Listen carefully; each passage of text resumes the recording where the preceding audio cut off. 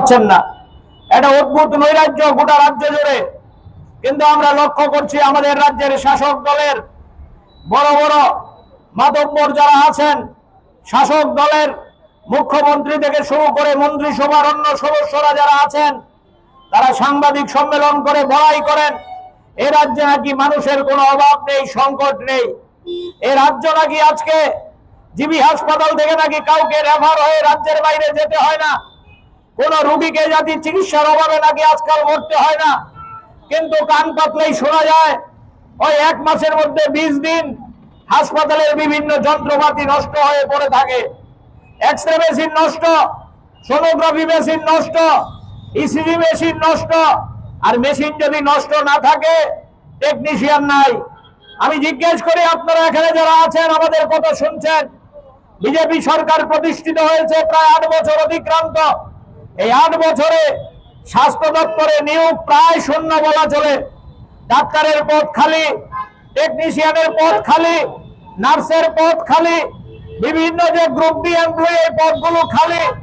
এগুলোতে লোক নিয়োগ করা হচ্ছে না। এগুলো স্বাস্থ্য দপ্তর শূন্য পদগুলো পূরণ করছে না।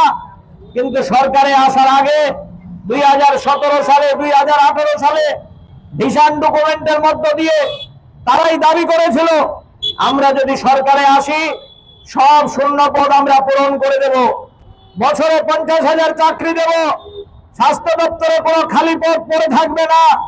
আর আজকে ওই রোগীরা যন্ত্রণায় ছটফট করছে, সেবিকারা ডিউটি করতে পারছেন না।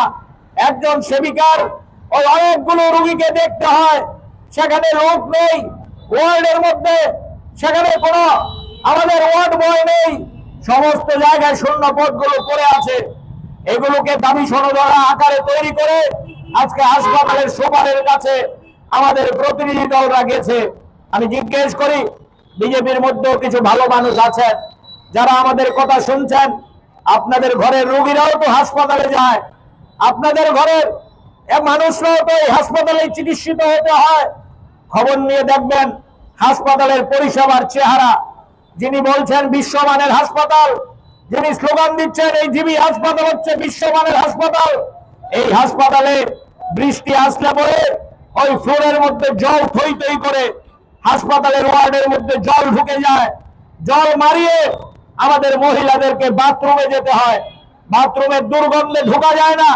সুলভের এমপ্লয়ি যারা আছে, প্রাইভেট সংস্থা যারা হাসপাতাল পরিষ্কারের দায়িত্বে আছে, মাসের পর মাস তাদেরকে মজুরি দেওয়া হয় না, তারা কাজে কোনো উৎসাহ পায় না, হাসপাতাল পরিষ্কার হয় না, নর্দমার গন্ধে রুমাল চাপা দিয়ে হাসপাতালে থাকা যায় না। কিন্তু সরকার বাজিমাত করছে, বাজার গরম করছে, এটা নাকি বিশ্বমানের হাসপাতাল। যেই হাসপাতালে বৃষ্টিতে ওয়ার্ডের মধ্যে জল ঢুকে যায়, যেই হাসপাতালের ইমার্জেন্সি ওয়ার্ডের মধ্যে সেলাই করার জন্য সুতা পাওয়া যায় না, বাজার থেকে কিনতে হয়, এই হাসপাতাল নাকি বিশ্বমানের। আমাদের পাশেই ক্যান্সার হাসপাতাল আছে, খবর নিয়ে দেখবেন ওই যারা কেমোথেরাপি করেন, এই কেমোর দাম আগে সরকার থেকে দেওয়া হতো, এখন আর পাওয়া যায় না।